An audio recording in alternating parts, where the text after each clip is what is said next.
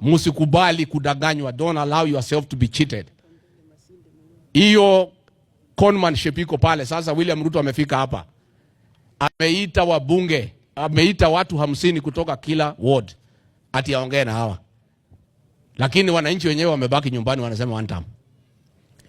Tulikuwa tuende pale Kakamega mkutano, ameweka GSU, amefunga town ati tusiingie kuongelesha watu ya Kakamega.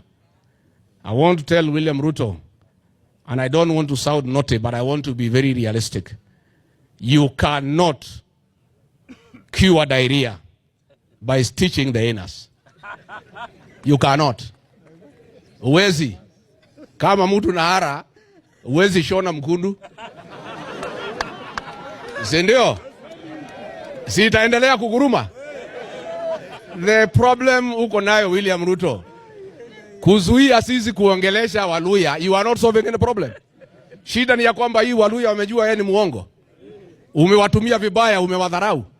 So hata ukataza tuwaongelesha Kakamega, kuna kitu umebadilisha? Ameweka GSU ati tusiongeleshe watu Kakamega.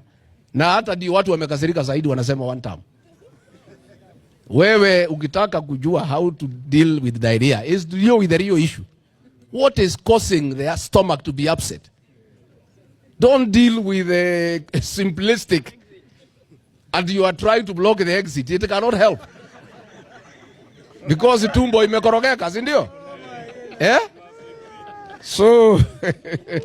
So mine is to assure the people of Western Kenya, the way we have said with these leaders here, we are determined to get one single presidential candidate to face William Ruto.